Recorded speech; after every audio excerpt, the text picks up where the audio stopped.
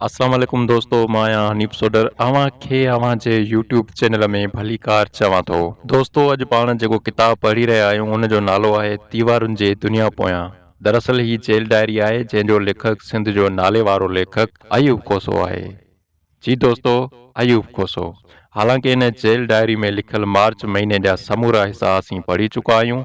अॼु पाण अप्रैल महीने जा वर्क पढ़ंदासीं। पाण 6 अप्रैल जा वर्क पढ़ी रहिया आहियूं। सुबह सां पाकिस्तान जे गवर्नर वज़ीर आज़म नवाज़ शरीफ़ जे मशहूरु जहाज़ साज़िश केस जे कराचीअ में फ़ैसिले अचण जे करे जेल में ॼण त एमरजेंसी नाफ़ुज़ थियल रहे थी।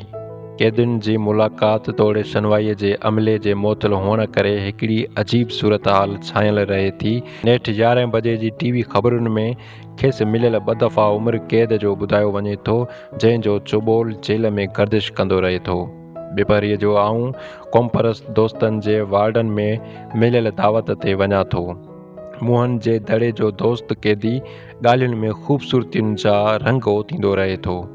असां रोमांस खां ज़ाती ज़िंदगी जे अनेक मौज़ुअनि में लहूं था। मुंहनि जे दड़े जो माण्हू पंहिंजी मोहबत जी कथा ॿुधाए थो, जंहिंमें नाकामीअ जी ख़ुशबू खणी पंहिंजियुनि ऊंदाहियुनि रातियुनि में रहे थो। हू उञ जो दरियाउ थी वियो, हुन पंहिंजा ई किनारा खाई छॾिया। जिन किनारनि ते कंहिंजे पेरनि जा निशान बि आस्ते आस्ते अणचिटा थी टही विया। सांझ जो सितारनि हेठां हलंदे मूं सोचियो, जॾहिं के माण्हू पंहिंजूं अखियूं मारे छॾींदा आहिनि तॾहिं हुननि खे कुझु बि नज़र न आहे ईंदियूं, ऐं पोइ मोहबतुनि जे शहर में अहिड़ा ई रोगी वाक़िया जागी पवंदा आहिनि। पोइ न इंतज़ारनि में उहा दीवानगी रहंदी आहे, न वरी अहसासनि जा सितारा बि साॻिया रहंदा आहिनि। बसि ज़िंदगी गुज़रण जो हिकु सिलसिलो जोड़े हलंदी आहे, जॾहिं त पंहिंजे प्यार जी मिटीअ लाइ बाक़ी हूंदो कुझु बि कोन्हे। माण्हू माण्हूअ जी मिटी पोइ बि प्यार चाहे थी, जंहिं प्यार में पाण खे बि विसारे छॾिजे, जंहिं प्यार में दिलि कंहिं चांदनीअ जो सोझिरो बणिजी वञे। उहो केॾो न कड़ो सच आहे त जेके माण्हू ज़िंदगीअ ते संजीदगीअ सां सोचींदा आहिनि त ज़िंदगी उन्हनि खे ॾाढी अकेली महसूसु थींदी आहे।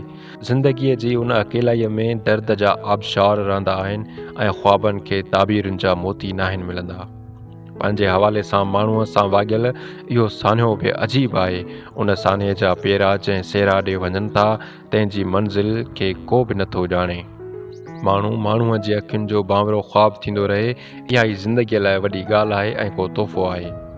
उन खां ॿाहिरि माण्हूअ जे हादिसनि ऐं अलमियनि में विञाइजण जो इम्कानु बहरहाल मौजूदु ई मौजूदु आहे।